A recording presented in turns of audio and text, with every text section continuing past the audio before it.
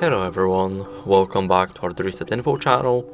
In today's video I want to show you how you can easily reset your TP-Link Tapo C220 camera.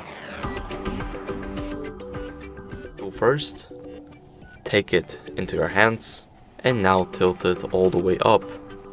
Here on the right side we have the reset button and we need to hold it for 10 seconds.